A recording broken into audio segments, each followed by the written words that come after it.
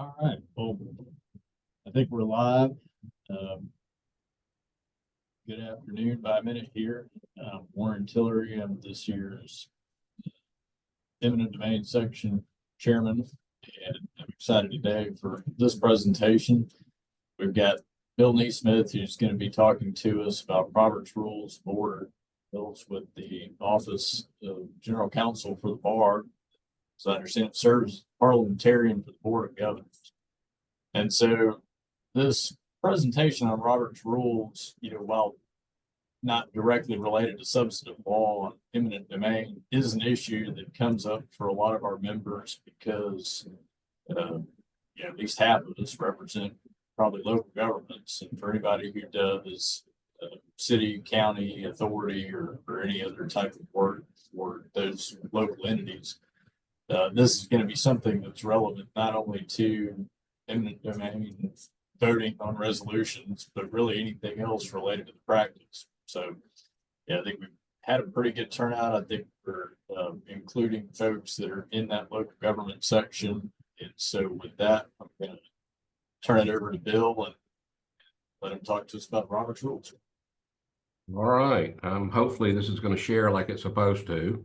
Well, good afternoon, I guess it is. I'm Bill Neesmith, and I'm going to talk to you a little bit about Robert's Rules of Order. I'm also going to talk about, how it deals with the rules of professional conduct. So in other words, that's how you're getting an ethics hour out of this, is that there is a tie-in to Robert's Rules. And like it was said, how does this, what does this have to do with eminent domain? Well, I can tell you that in a matter I was involved in, which dealt with a rezoning issue, I watched a county attorney make a pretty egregious error in Robert's Rules of Order, and that particular county had adopted by ordinance Robert's Rules of Order as its parliamentary procedure, which I knew that if it didn't go well, it was probably at least one thing you could bring up in Superior Court if you appealed that decision. So Robert's Rules can be a powerful tool if you know how to use it and understand it. So let me see if I can share my screen. And what am I trying to get to? All right, let's see if that shares.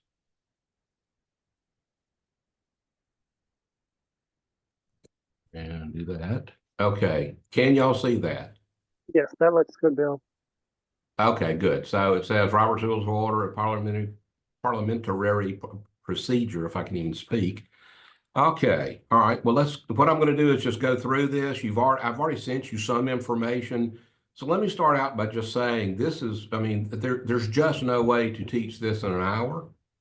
All I can do is kind of touch on things and maybe give you some of the things that you will see that are mistakes that are made all the time in Robert's Rules. And then I'm going to explain to you why those mistakes may be okay. Robert's Rules does have what is known as a traditions provision. And so that if a particular deliberative body has a tradition in how they do something, then it may not be necessarily running afoul of Robert's Rules. So do the Georgia Rules of Professional Conduct and Robert's Rules have any connection to each other? And yeah, they do. But Rule 1.1 of the Georgia Rules of Professional Conduct requires you to have knowledge sufficient to represent your client. If you're going to do, like with me, when I started at the state bar and was hired as the Deputy General Counsel, my predecessor literally walking out the door said, "Oh, by the way, you're the parliamentarian." And I said, "For what?" And he said, "For the bar." And I said, "Well, what does that mean?" And he said, "Well, you just interpret Robert's Rules of Order." And I said, and he said, "Don't worry, just speak with authority and everyone will believe you." And I said, "Well, wait a minute." He was joking. So I ended up taking a course in parliamentary procedure from the University of Wisconsin, and I'll talk about that later on, because competence does require that I have knowledge sufficient. I don't have to be perfect as a parliamentarian, but I do have to have knowledge sufficient. I have to be competent. if I'm going to, I don't, like I said, competent, not perfect, but competent. And also, we have Rule 1.13, organization as a client. While it's not directly related, there's not anything in there, but it covers representing an organization as a client, which it often involves Robert's rules, again, taking you back to competence. And Rule 4.1, truthfulness, requires that you do not provide incorrect or false information to others. So if you are if you're one of those ones that says, oh, well, the chair can only make or break a tie, well, you just gave false information. And you may go, well, I didn't know. Well, Rule 1.1. So, you know, you have to be careful. And if you don't understand Robert's rules, then you need to, if you're going to be using it. If you're going to be monitoring it, to make sure that whoever it is that is, like, for instance, like what I was doing, listening to a county attorney, you probably need to be taking copious notes and then go and look it all up to see if they did it right. And then, of course, Rule 8.4A1 prohibits a lawyer from violating any of the rules of professional conduct, which means that if you give false information, you don't properly represent the organization as a client, and you're not competent, then that is also a violation of our rules as well. So there is a tie to ethics and really anything a lawyer does, simply because you this Rule 1.1 competence. So what is Robert's Rules of Order and how did parliamentary procedure evolve? And this was kind of funny. It all began with General Henry M. Robert. Actually, he was a major at the time, but General Henry M. Robert, and it is Robert, not Roberts. It's so when it's Robert's rule, it is ROBERT apostrophe S, and his last name is Robert. So anyway, General Robert was asked to preside over a church meeting, and so he thought, hey, I'm the general. People shut up and listen to me when I talk, and it just did not work like that at all. And people were talking over each other, and the meeting was chaotic, and so you know, he actually said, I will never be in run another meeting anywhere unless there is a written set of rules. And so as a military man, that's what he did. He wrote a book of rules. And so the first edition, whose full title was Pocket Manual of Rules and Order for Deliberative Assemblies, was published in February of 1876 by then U.S. Army Major Henry Martin Robert, with the short title, Robert's Rules of Order, placed on its cover. So that's how long we've had Robert's Rules of Order, since 1876. So, of course, General Robert knew that it was best or wise to steal from the best. So he didn't use military rules, but what he did is he got the parliamentary procedural rules from the United States House of Representatives.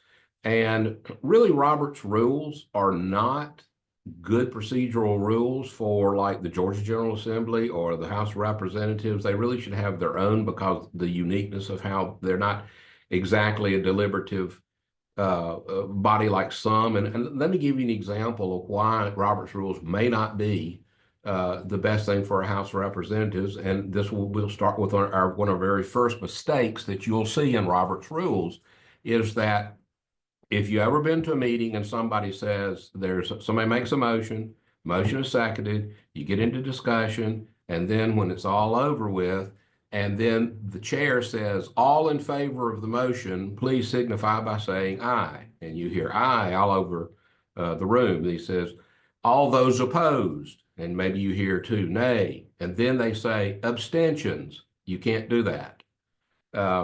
You know, a person has a right to vote or not to vote, and they don't have the right to be called out because they didn't choose to vote. So to ask for abstentions is not in line with Robert's Rules of Order. However, Robert's Rules does talk about it in so much as like the United States House of Representatives do need to know abstentions. And the reason why is that the people who elect their representatives have a right to know if they voted or not and how they voted. But in a regular deliberative assembly, that's not at all the case. And a lot of people will say, well, I'm going to abstain because I had gone to the restroom and I don't know anything about this.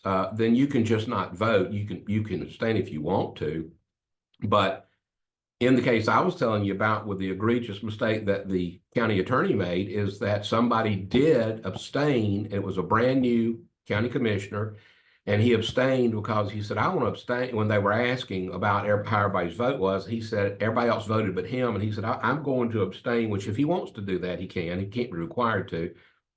He said, because I just don't feel like I know enough about this. And I don't want to make a vote that's not, not deliberated by me and that I don't feel comfortable with. And the county attorney said, well, the only way you can abstain is if you have a conflict and you have to reveal that conflict to the entire group, which is absolutely not true. So anyway, Robert's interest in moving on, his interest in parliamentary procedure began when he was chosen to, preside over that church meeting I told you about. And even though he accepted the task, he did not have the necessary knowledge about procedure. So that's really how we got started with it.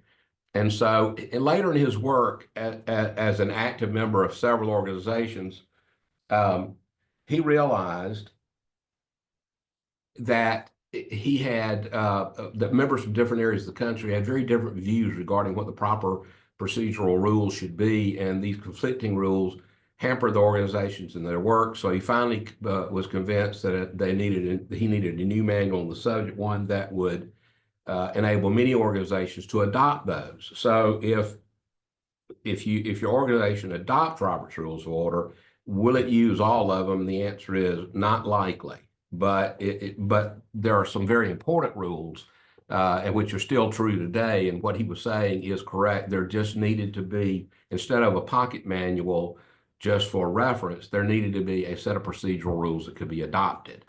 So he knew that consistency and uniformity were key to running a meeting. So if a deliberative body or assembly, say one the size of the State Bar of Georgia, which has a board of governors, then has an executive committee, and then has other standing committees, and has some special committees and all kinds of committees, they all need to be, as the little sign says, on the same page, singing from the same hymn book, dancing to the same music, and frying in the same lard. They need to be doing everything consistently, because that's the consistency, uniformity is the key to running any meeting. And somebody doesn't need to come from one meeting to another meeting going, we don't do it that way, although that still happens.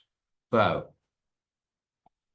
here's the first bit of trivia. I thought this was sort of interesting, that Henry Roberts, General Roberts' father, Joseph Thomas Robert, was the first president of Morehouse College in Atlanta.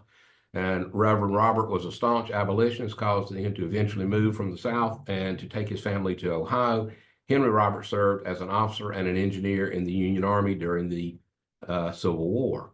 So I had no idea about the tie to Atlanta with Morehouse. I thought that was sort of interesting. So the Robert's Rules of Order were first published in February 1876, and this is what it looks like today.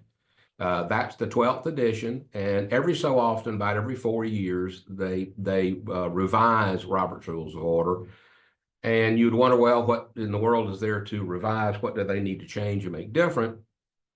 In this particular case, they added some electronic measures for people to conduct meetings because of COVID-19. So there are some pretty good changes in the 12th edition. If you don't have the 12th edition and you're relying on past editions, you probably shouldn't do that. You probably should go ahead and get the 12th edition. So how do you cite Robert's Rules of Order? This is one of the reasons I sent this to you. Here it is. This is the way that you cite it. And when you're within a text citation, that's where you use the RONR, which is Rules of Order newly revised. And so that's the RONR, like 14, that would be a page and then a section, and or where it is, or if it has a sub paragraph, it tells you. But if you ever need to cite Robert's Rules, which I don't know that you might, if you were writing, if you felt like that a deliberative body had violated those rules in some sort of a hearing, maybe an eminent domain hearing or something like that, and you need to write a brief, and you wanted to cite the Robert's Rules violation, this is how you would cite it. So typical mistakes in parliamentary procedure. I forgot that he did that. But anyway, here are some very typical mistakes. Okay. Robert's rules encourages debate, but that debate is not unlimited. So discussion without a motion is improper unless it is a short commentary. So for instance, if someone raised their hand and the chair recognized that person and they stood up and they said, Mr. and Ms. Chair, I understand we're going to discuss buying a new bus for the church today. And I just wanted everybody to know this is something we need to pay a lot of attention to because we're talking about a lot of money that we're going to be asked to spend. And then thank you very much and sits down. That's not improper. That's just a short commentary. Or maybe they would say, if any of you felt like you need to leave early, please make sure we know that because, if we lose quorum, we're not going to be able to do this very important work. That would be a short commentary, and that's okay. But argument that's not part of the debate over properly motion is time-consuming. It's not helpful rather than being part of a constructive discussion. So the chair should stop rambling by requesting the business be placed before the assembly in the form of a motion. So in other words, if two people get to arguing back and forth about whether or not there should be the purchase of a bus for the church, the chair should sound the gavel and say, look, if somebody wishes to make a motion and somebody wishes to second it, then fine, we'll talk about this, but we're not just going to have people arguing back and forth. That's not appropriate. That is a point of order. That is out of order. So, when people, and that's another thing that some people don't realize is that let's just say that someone makes a motion to buy this bus for the church, and you are absolutely against that motion. Can you second that motion? And the answer is yes, you can. You can second that motion so you can get it into the discussion phase so you can make your point made to the group. Without a second, it dies for failure of a second. No one gets to discuss it. And it can be brought up later, and perhaps you won't be at that meeting for whatever reason. So, you can always second a motion even if you don't agree with the motion at all. But most of the time we figure the person who seconds it is all in favor of it. They're going to vote for it. Well, that's not always the case.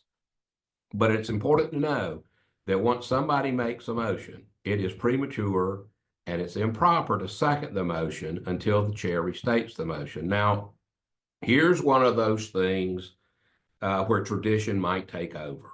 So in a very small deliberative body, not where you have, understand Robert's Rules was written with something like the board of directors for General Motors and all of their shareholders at an annual meeting. It was designed for something that large. It was not necessary. It works just fine for a small deliberative body that has under 20 people. So for instance, if everybody is sitting in a small deliberative body, a small, like an executive committee or some kind of a small committee, somebody can say, they can be talking about something and the chair can say, well, moving on to the very next item. The next item is whether or not we should buy a bus for the church. If so, then I'm going to need a motion for that.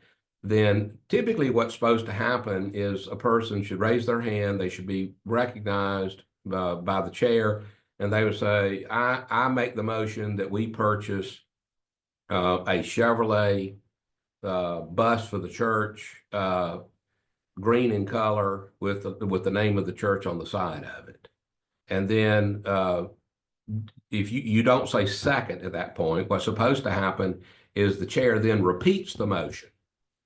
And if the person making the motion disagrees that was what they were moving, they would ask to be recognized and would correct the chair.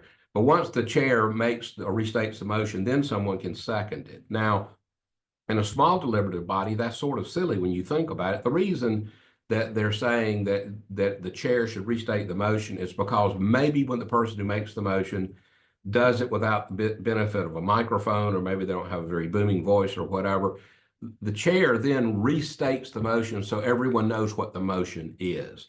But if you're in a small deliberative body and somebody says, I think we need a motion to buy a school bus, and somebody says, so moved.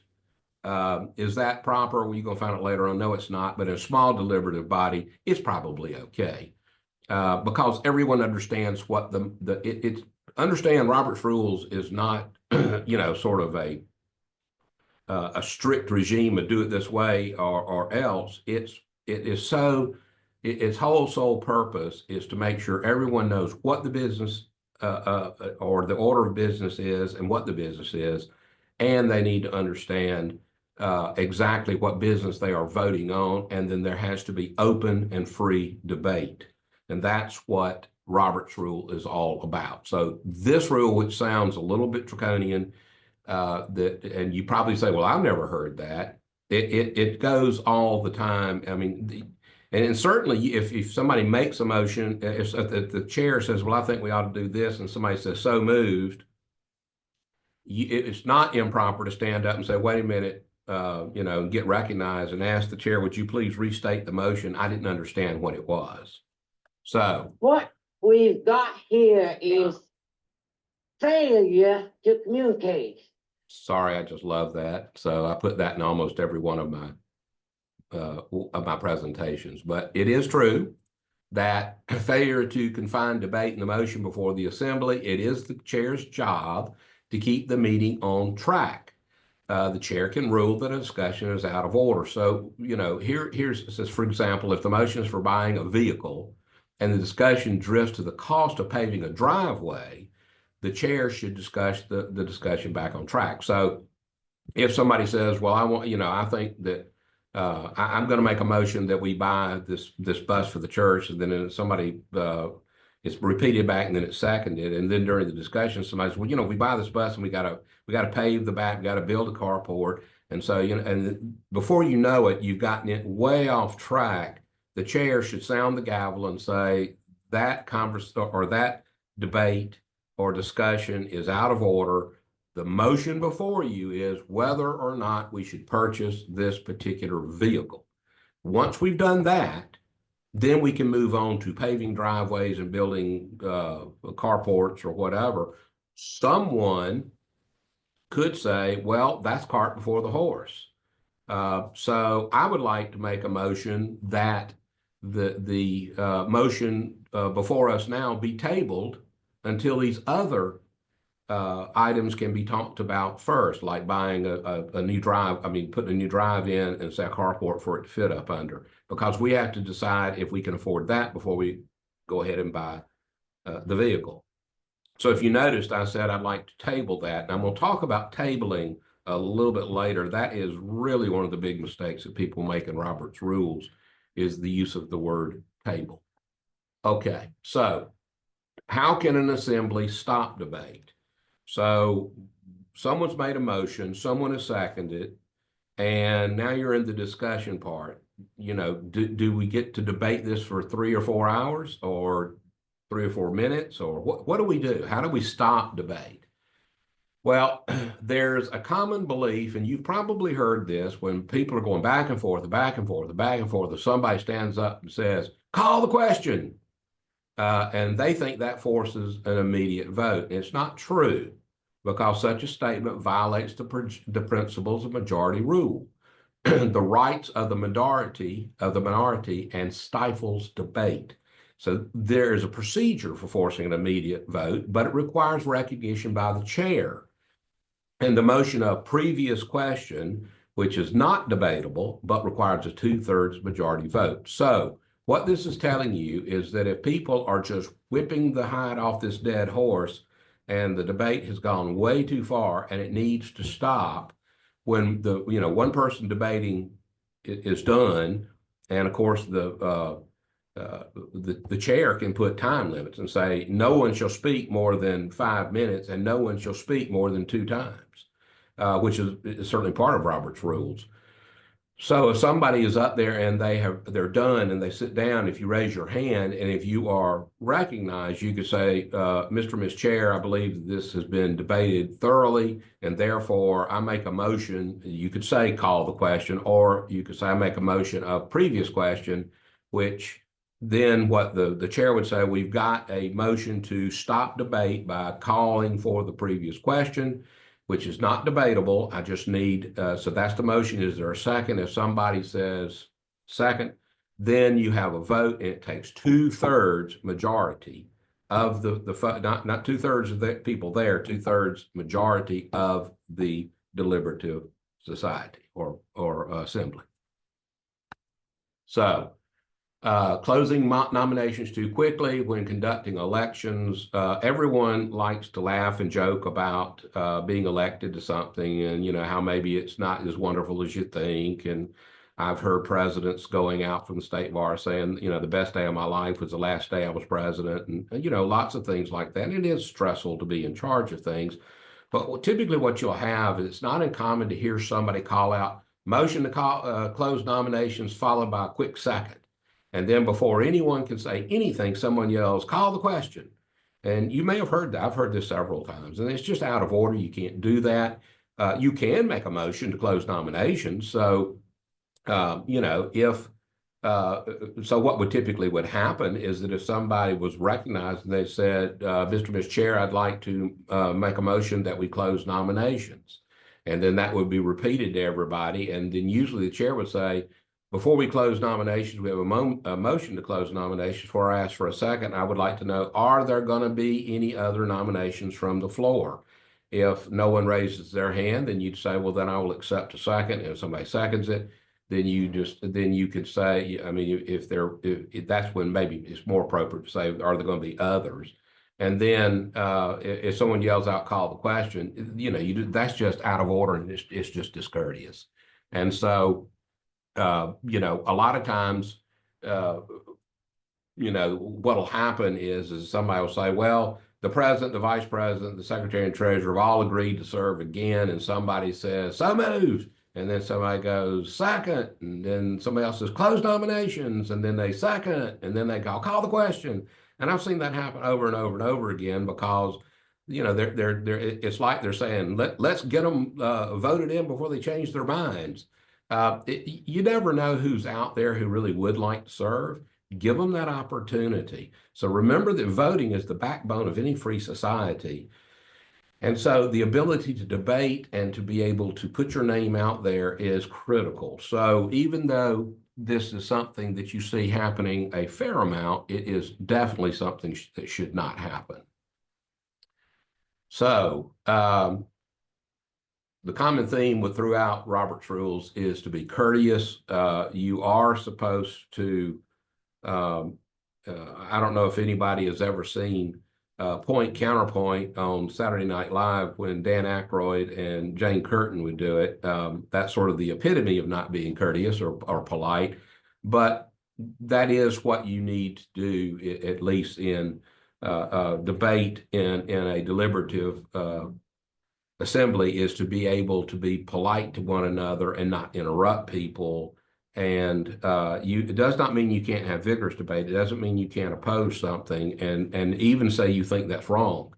But you certainly would not want to say, with all due respect, that's already beginning to tell somebody there's no respect at all about to come. But with all due respect, what you just said is wrong and you're stupid for even bringing it up would not be something that would be out of order under Robert's rules. You don't see things like that typically, but I have seen things like that happen. So, speaking without recognition, it's a mistake to make a motion without first being recognized by the chair. Rise and address the chair, like Mr. President, Madam Chairperson, Ms. President, Madam President, whatever, and seek a recognition in proper form. Well, in small deliberative assemblies, that may be a little too formal. And when you're sitting around in a group of 10 or 15 people and you get to an item on the agenda, and that item on the agenda is the purchase of a vehicle or something like that, someone may raise their hand and the chair would say, yes. And they say, I'd like to make a motion we buy this vehicle as presented to us by the vehicle committee or whatever. And then actually, it came from committee, you probably wouldn't even have to have a motion. You'd probably just need just a second because it would come in the form of a motion. But nevertheless, that may be something you do without the chair having to repeat everything. But again, remember, if you're in a very large deliberative group, the reason you're having the chair repeat everything is to make sure everyone heard what the motion is and they know for sure what they are voting for. Let's see. Hold on a minute. Okay. So move to table. We hear that a lot. Of course, that's the wrong table. But many people thinking about tabling a motion is tantamount to killing the motion. But truly, I make a motion, we table this until another day, or I just make a motion, we table this. Actually, the motion is called lay on the table, not table. And it's used to set a pending motion aside temporarily in order to take up something else that's more pressing or urgent. Or if you feel like that you've got, the cart before the horse, like I was talking, the example I gave with with buying the vehicle and then someone talking about paving a new driveway and putting in a carport. You might ask for something to be, but typically when you ask for something to be tabled, the motion to lay on the table usually means that whatever it is going to be addressed at the very same meeting before it adjourns. I mean, it can be done where it's not that way, but if you just say, I want to table this, you pick it back up in the same meeting. That's what tabling it means. And so most people don't really think of it that way. They think of, let's table this and, take it up some other time. That doesn't work. That would be a motion to postpone, or you could table something to a date certain. I mean, that's always, I don't think that you have to be too caught up in the wording of it. But if you want to kill a main motion, you move to postpone indefinitely, which is a subsidiary motion to the main motion. And so what in the world does that mean? So subsidiary motions are motions that must be dealt with first before you can get to the main motion. So just putting a marker here, and I'll come right back to it, is that if somebody says, I make a motion that we buy a vehicle for the church and I want it to be green and have white lettering, and then somebody says, and after it's been seconded, when you get in a debate, somebody stands up and says, well, I'd like to make a motion that the church bus be red in color with yellow lettering because since we're hauling children in it, it'll be much more visible and I think it'll be safer. If that gets seconded, you got to deal with the paint color first. So that's a subsidiary motion to the main motion. It has to be handled first.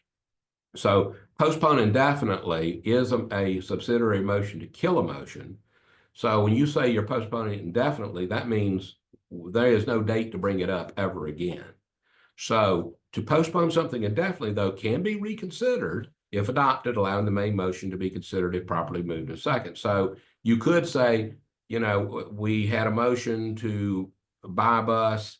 It was postponed indefinitely, but I'd like to bring that up to us again. I'm now making a motion that we purchase a vehicle. So it kills it, but it can always be brought back. So just, if you are, just understand that tabling something just means to set it aside till we can get some other things straight. Or maybe you've got a motion that's coming up and the chair says, I'd like to entertain a motion from someone to table this because we have Mr. So-and-so who's here to speak to us and he has a short period of time. And since and I would like to take him out of order, then, you can table a motion and, or something upcoming on the agenda to let this person speak. But that's only if the agenda has been adopted. If the agenda has not been adopted, somebody makes a motion, it's seconded, it's voted on. If it's not been adopted, the chair has the right to move the order around of the agenda any way he or she sees fit. So if you want things to be taken in a certain order and you do not want anyone to be able to monkey with the agenda, somebody better make a motion to adopt the agenda and it better be seconded and voted in. Otherwise, the chair has the call on what to do. Let's see. Still the wrong table. All right. I move to table the motion to next month. Well, it's another misuse of the word table. What they really mean is postpone to a certain time or postpone to a date certain, not lay on the table or table into next month or next meeting. But does everybody know what you mean? Sure they do. So let me see. So if, so if somebody says, I move to table the purchase of a van to our meeting next month, and somebody seconds it, and it's debated and everybody votes for it, that's fine. I mean, it's just sort of semantics, but truly the way to do it is postpone to a certain time or postpone to a date certain. So you could have something that is, let's just say it's on the agenda. You could make a motion to postpone to a certain time. In other words, if it's supposed to come up that morning in the morning session, you could make a motion to postpone to 3 o'clock in the afternoon. If you wanted to take it up on another date, you can postpone to a date certain. So that's really the way you're supposed to do it. But if you move to table something to next month or our next monthly meeting, it is wrong, but it's okay. Everybody will know what you mean. So here's the other one. I have a friendly amendment. How many times have you heard that? There's no such thing, does not exist. To throw a little ethics in there, we also hear a lot of people talking about, oh, well, yes, we can take that case because the other lawyer in the office who handled the other side of it, we'll wall him off. We'll have I've heard it called the Chinese wall or a wall of China, or just wall somebody off. We do not have that in Georgia. That does not exist. There's no such thing. We have imputed conflicts of interest, and if one person has a conflict, everyone in the firm has a conflict. So it's certainly one of those misconceptions like this, where somebody will say, I'd like to make a motion that we buy a van for a Chevrolet van for the church. And then somebody says, would you accept a friendly amendment and let it be bought from the Ford place, since the guy that owns the Ford place is a member of our church? You can't do that.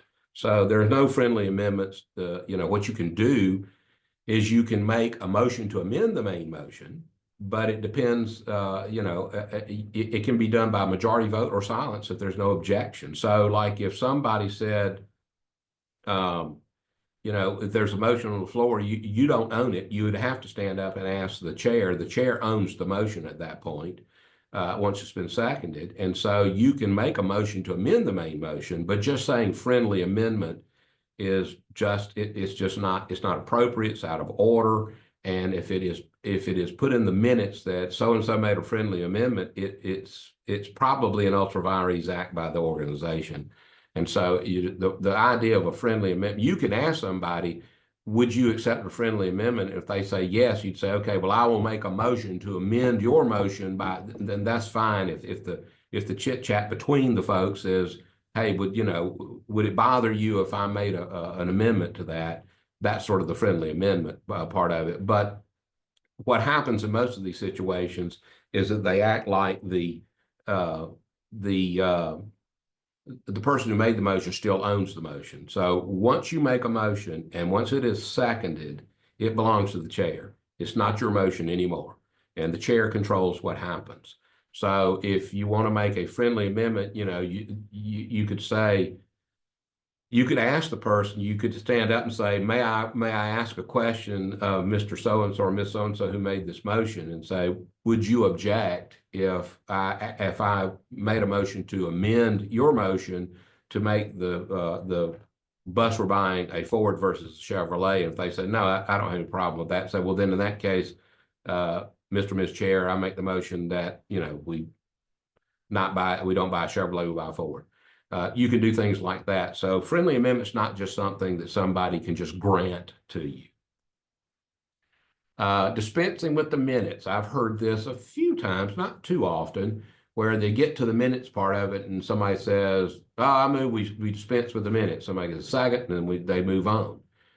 You may dispense with the reading of the minutes. So really what's supposed to happen, and it doesn't usually happen, it does in some. There's one board that I serve on outside of the state bar that they read the minutes at every single meeting. But typically what would happen is like if a large deliberative assembly has a meeting from the past, the secretary or the recording secretary will transpose those notes and minutes into minutes, and then they will send them out to everyone so that they can make a comment at the meeting, not back to the secretary, although usually that's what ends up happening. So what you can do is, if nobody has a problem with the minutes, you could say, I make a motion, we dispense with the reading of the minutes. Then, somebody may say, well, that's fine. But the chair should say, okay, well, there's been a proper motion to dispense with the reading of the minutes, which has been properly seconded and approved by the assembly, to dispense with the reading. But I still want to know, are there any corrections that need to be added to the minutes? And if that's the case, you can always say, yes, on the third page, line 12, it should say this instead of that. You can still do that. All this, the only thing you're dispensing with is reading the minutes. And in some general deliberative assemblies, the reading of the minutes could take an hour.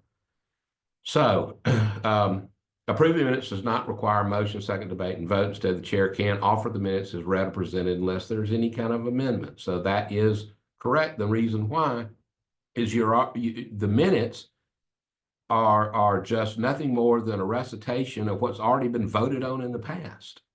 So you're not saying we approve what was approved. So instead, you can offer the minutes and just say, you have a copy of the minutes, and I offer the minutes as read or presented unless there are any amendments. Now, that's something you almost never hear anybody do, because that's one of the mistakes that people have about minutes, is they believe that they've got to be read and presented and voted on and everything else in every single meeting, and that is not correct.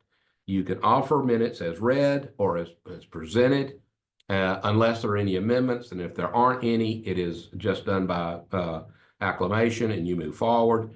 The chair says the amendments stand approved by the deliberative body.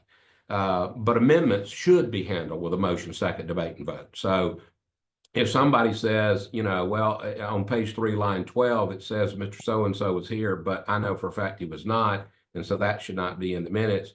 If that was in the debate part of it, somebody may say, no, he was here, I saw him. So, you can see where there could be debate along those lines. But typically, it's just you misspelled this word. It's typically what you hear on an amendment.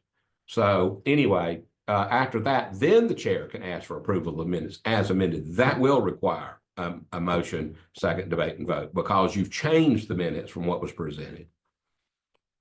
So no cutting corners. You can't cut corners by saying, I so move or so moved, which you will hear if you ever go to a Board of Governors meeting, you're going to hear this a lot. You generally don't hear anybody make a motion and then have that motion repeated by the president of the bar. So what usually happens is that something is presented from the agenda that says, here's a presentation of change rule 1-202, and I'll get up and present that.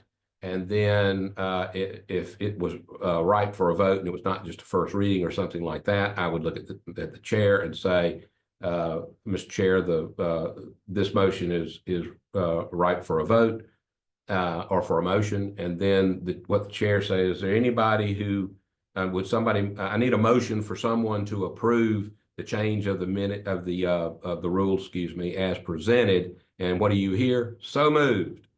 And that's really not the way it's supposed to go.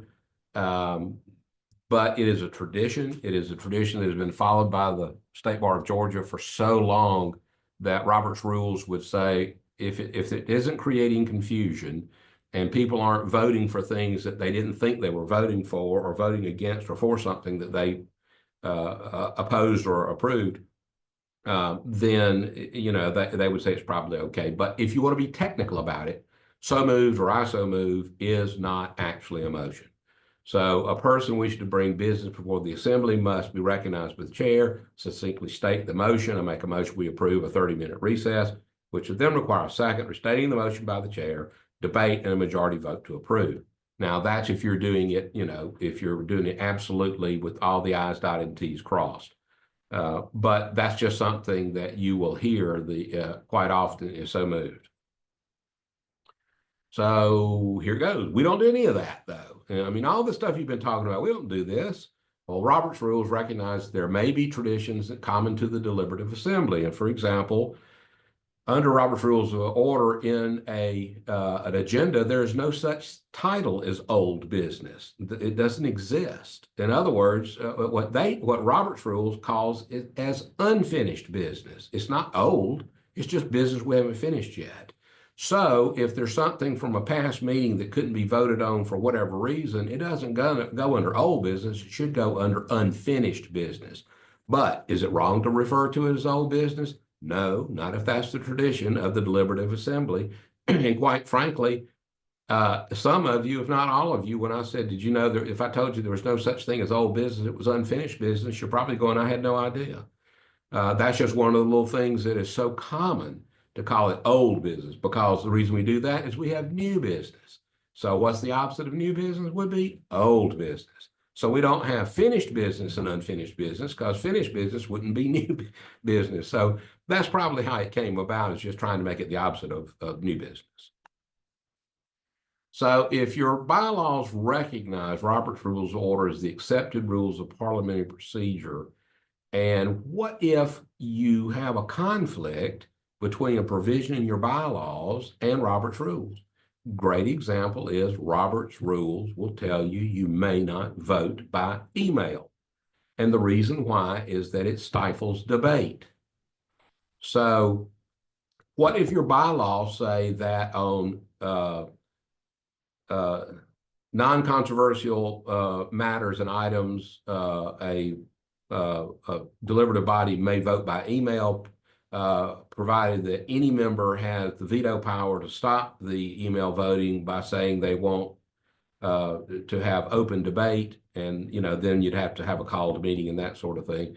What if your bylaws say something like that? I'm kind of telling you what the State Bar of Georgia bylaws say, is that we can, the executive committee, for instance, can have on a non-controversial matter, they can do an email vote on something that, but if somebody says, no, I think we need to talk about this, then it stops and we have to have a called meeting.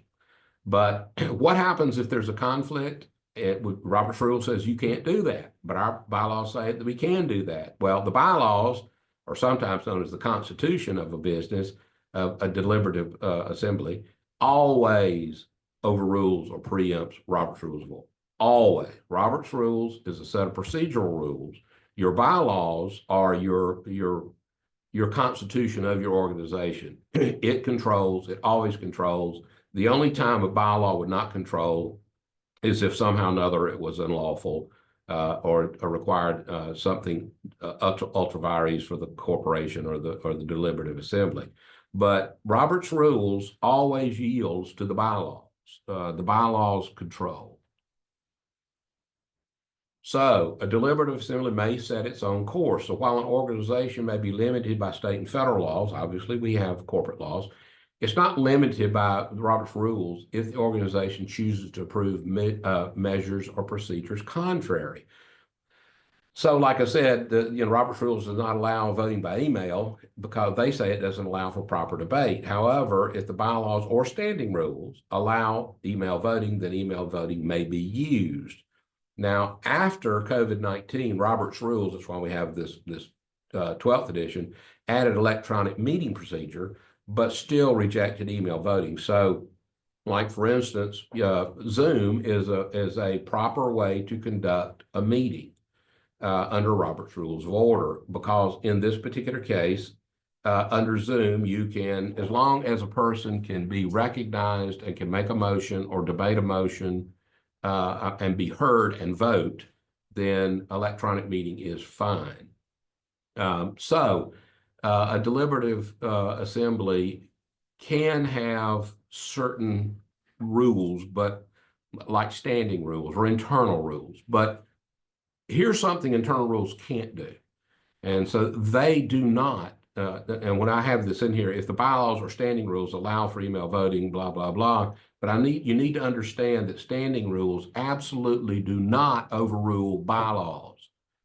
And so if you have a standing rule that says, quorum is 5 members out of 50, then, but your bylaws say that you know, that a quorum shall be 50+1 or 40% or whatever it is. The standing rules can't go around the bylaw. So the standing, nothing trumps the bylaws. So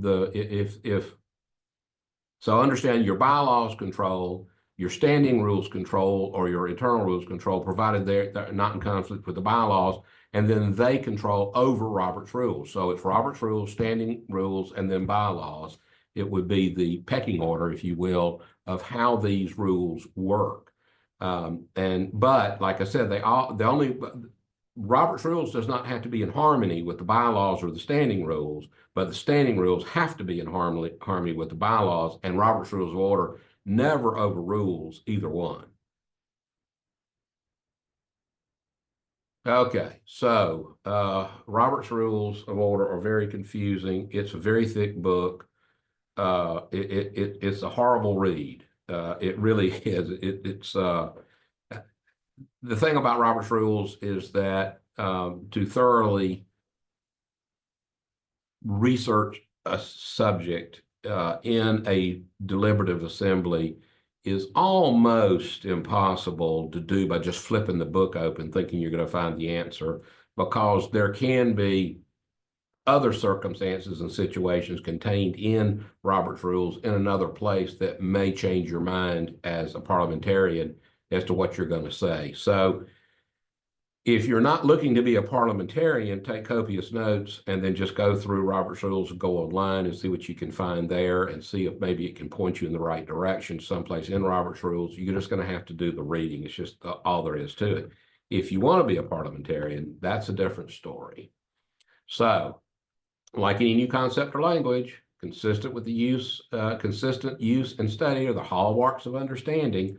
I don't know how many of you, I remember very little about law school, and it probably shows in my practice every day. But what I do remember was that I remember the very first day I got an assignment to read contracts, and it was 13 pages. And I just almost laughed out loud because I am a good reader. And I figured 13 pages, I'll be through in less than 15 minutes. And, 3 hours later, I was still trying to figure out what in the hell were they talking about. I couldn't figure it out. And Robert's Rules is going to be a lot like that. So currently, the University of Wisconsin has an online course on parliamentary procedure. That's what I did. I went to the University of Wisconsin online, didn't go out there to live for any period of time, but I went to their online course in parliamentary procedure. It's a difficult course. It's not, it's doable.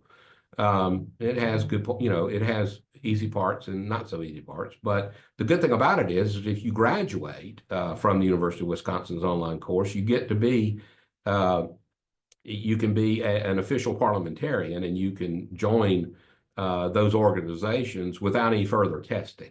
If you don't do this, you're going to have to take further testing to be able to be admitted. So it's a very good course, but there are others. So, how do you find a course that suits you if you're wanting to be a parliamentarian, or if you're just wanting to understand parliamentary procedure because you are a city attorney, a county attorney, you are often going to meetings for cities and counties, especially zoning boards and things like that. You're wanting to know, are they doing it right? Because if you got to, if you got to appeal it to the Superior Court, the decision of a particular board, you want to be able to say, well, first off, they did it wrong, Judge. They didn't properly do this, didn't properly do that. And here's what they did. Here's the transcript, and here's what Robert's Rules say. Here's where they adopted Robert's Rules, and they do it. And of course, that doesn't mean the judge is they may say, well, I don't care, but they should. At some point, I would like to think that one of our courts of appeal would see that and look at it. So if you want to find out more about how to be one, there you go. Go to Google, ask Google, where can you get a course on parliamentary procedure or books on it. Let me just tell you, there is one out there that's parliamentary, maybe Robert's Rules for Idiots or Dummies or something. Scrap that one. Don't get that one. But there are some other books out there, and there are some other sources that you can find, and that's what I would suggest that you do if you don't want to go to the time and expense of the University of Wisconsin. Okay, we are at the end of this, but I will take any questions if you have any. So with that, I will just say thanks for paying attention if you did, and I'll open it up to questions. Thanks, Bill. So I've got one that commonly comes up for city and county attorneys where the elected officials are not, they're part-time legislators in that sense. And so a lot of times what happens, they completely bungle a motion and then they look over at the lawyer who's got to sort of correct it. And then they want to say, yeah, let's do that. Is there a proper way for the lawyer in consultation with the chair to help rephrase a motion that is kind of incoherent? You mean, are you the city attorney? Right. Okay, I'm sorry, because I was trying to close all this out and I kind of missed part of that. Yeah, I mean, what I did, I've been a city attorney and a county attorney. I was a city attorney in 3 cities and 2 counties. And what I would do is I'd look at the chair and kind of, to see if I could get his or her attention. But if not, I would just sort of raise my hand up and I'd say, the motion as it's stated is not in its proper form. The proper motion would be such and such. Is that what you're asking? Because like I said, I may have missed the question when I was trying to close all this stuff out. Yeah, no, I mean, it's just, you get somebody that makes a motion to do something that really doesn't make sense, not really worded very well. And then, as oftentimes happens, both the chair, whether it's the mayor or the chairman of the board of commissioners or whoever, and or the person making the motion, then looks over at the lawyer like, did I do this right? Yeah. Yeah, I mean, what I would, if it's not in proper form, it hasn't been done correctly, as the city attorney, county attorney, you have a responsibility under Rule 1.13 to make sure that the government is doing things in an effective and lawful manner. And so, one of the things that, and I did this with my cities and counties, is I just said, look, don't be angry with me if I interrupt you if you're doing something wrong, because I'll stop you. I'll be polite about it, but I just don't want us to do something that we have to go back, we get in trouble for, we have to go back and redo. And so that's what I do with those, and every one of them told me, oh, please don't let me make a misstep.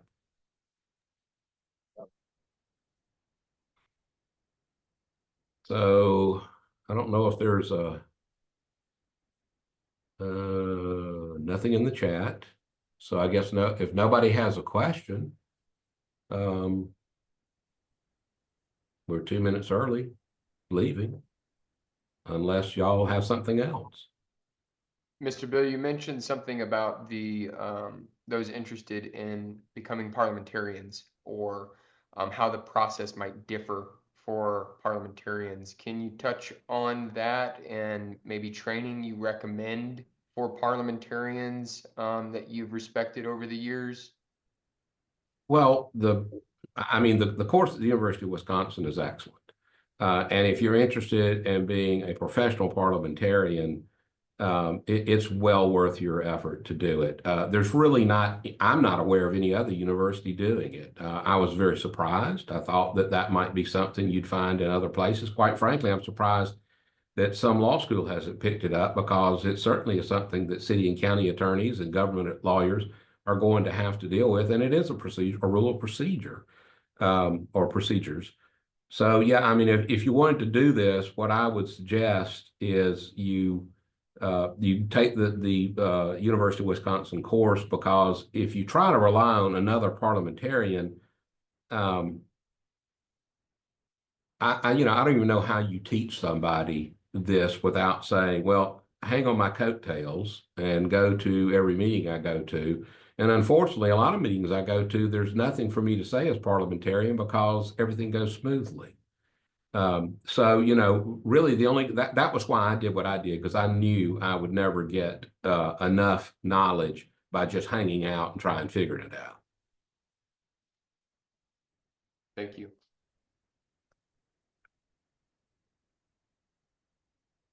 All right. I guess last question, Mr. Bill, and I really appreciated your presentation. With respect to those that are challenging the rule of the chair, sometimes, especially you've seen politically, a lot of county conventions occur over the last month or so. A lot use Robert's rules as the basis there. I'm aware of a couple interesting situations that have come up where challenging the rule of the chair is in play. Can you shed some light on how to properly challenge the rule of the chair, or what must be done before that can be put forward to the body? Okay, when you say challenge the rule of the chair, you mean the chair's ability to conduct the meeting, or the chair's, I mean, what do you mean by Sure. So challenging? let's say there is a conclusion that the chair reaches that seems out of order, or that seems just improper for some reason. And it usually is in the context of a vote or what the ruling the chair has made. And I know those motions are rare, but I didn't know in your experience if you encountered those where challenges happen, and what the proper process is, because I've seen a wide array of the way those scenarios can go when people get offended when you start challenging the rules of the chair, and then these things can spiral pretty quickly. All right. I think I get, if like, as an example, let's just say that there's a close vote and, to you out there in the deliberative assembly, you believe you hear just as many ayes as you do nays. And the chair says, well, the ayes have it and let's move on. Um, you can make a motion for a rising vote, or you can say that it was not correct.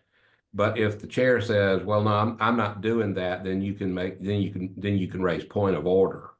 And that's typically what you do to challenge the chair and their ruling. And then what it would do then, it would be going to debate amongst the deliberative assembly, and maybe probably what you would hear from the deliberative assembly is, yeah, let's do it by a rising vote, because I too could not tell if the ayes or the nays have it.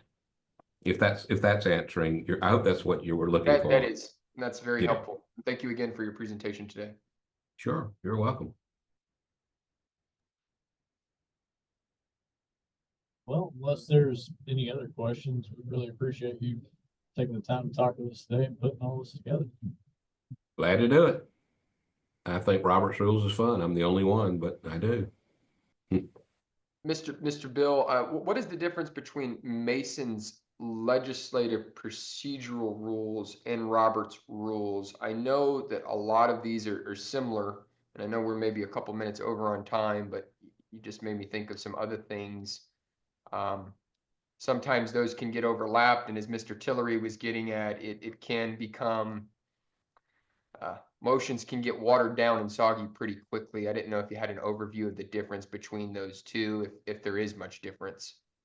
I don't. I mean, the only thing I deal with is Robert's Rules, and I'm not familiar with.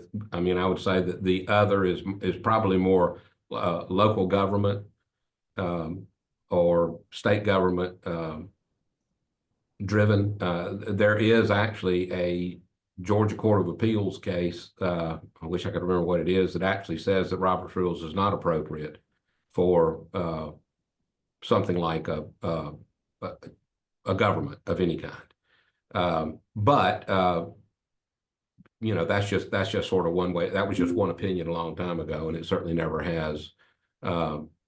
It never has gotten any further in that, and people still use Robert's Rules in local governments, and local governments still adopt it as their rules of procedure. But I'm sorry, I don't know anything beyond Robert's Rules. Understood. Yes, sir. I just know the General Assembly uses Masons, and it's a bit different than Robert's Rules. But Yeah, that's again. and they're probably because of that Court of Appeals case. And like I said, there are things in there like abstentions or something that are very appropriate for a government to do, but not appropriate for a regular deliberative body, because no one has to be shamed or called out for not voting. If you choose not to vote, that's your choice.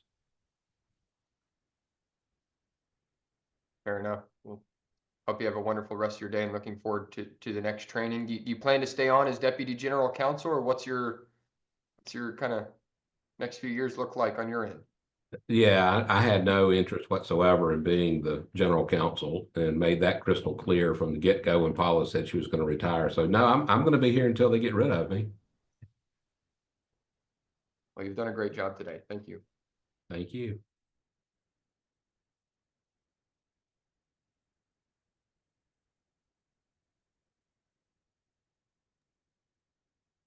I think if that, if no other questions, I think that concludes today's seminar. Ladies and gentlemen, thank you so much for joining. Have a great afternoon. All right.